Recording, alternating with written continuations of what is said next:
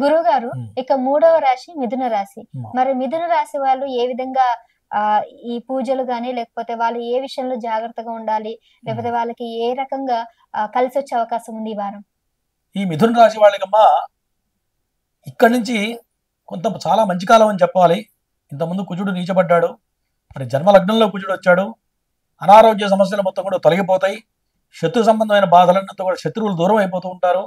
ఇంతకుముందు ఎన్ని ప్రయత్నాలు చేసినా శత్రువుల వల్ల చాలా ఇబ్బందులు పడుతూ ఉంటారు. ఉద్యోగ విషయంలో కానివ్వండి, మరి సమాజంలో కానీ రకరకాల ఏ విషయంలో సరే ఒక వ్యవహారంలో కానివ్వండి శత్రువులతో కొంత ఇబ్బంది జరుగుతూ ఉంటుంది.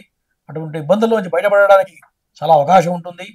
ఏదైనా స్థలాలు కొనాలనుకున్న వాళ్ళు కనుక ఈ యొక్క మిథున రాశి వాళ్ళు ఇప్పుడు ప్రయత్నం చేస్తే భూ సంబంధమైన వ్యవహారంలో గడిచిపోయిన 3 మాసాలు ఎన్ని ప్రయత్నాలు చేసినా, సొంత ఇంటి ప్రయత్నం చేసినా అటువంటి వాళ్ళకు ఎన్నో ఆటంకాలు వచ్చి ఉంటాయి. ఇక్కడి నుంచి ప్రయత్నం చేస్తే ఈ వారం ఖచ్చితంగా చాలా అనుకూల సమయంగా చెప్పవచ్చును. తర్వాత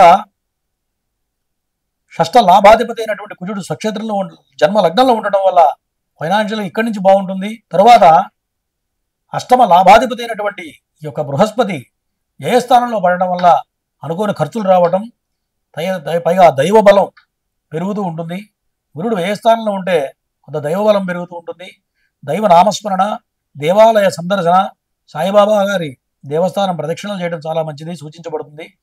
దీనివల్ల కొంత డబ్బులు ఖర్చులు కంట్రోల్ అయ్యే అవకాశాలు ఉన్నాయి.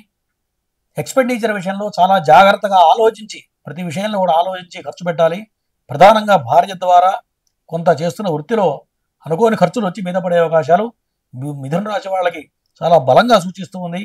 తర్వాత అష్టమ లాభాధిపతి అయినటువంటి శని భగవానుడు స్వక్షేత్రంలో ఉండటం వల్ల తండ్రి గారికి కొంత అనారోగ్య సమస్యలు, మరి అనుకోని ఖర్చులు మీద పడడం జరుగుతుంది.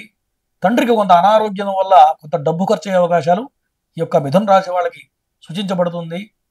కాబట్టి ఈ మిథున రాశి వాళ్ళు ప్రధానంగా బృహస్పతి, తర్వాత శని భగవానుడు, రాహుకేతువులు కొంత దోషప్రదంగా ఉన్నారు కాబట్టి రాహు బాగానే ఉన్నాడు, కేతువు మాత్రం చతుర్థ స్థానంలో ఉండటం వల్ల కుటుంబపరంగా చికాకులు, ఇంట్లో ప్రశాంతత లేకపోవడం, అశాంతి నెలకొనడం, తల్లితో కొంత ఘర్షణ పడే అవకాశాలు కనపడుతున్నాయి.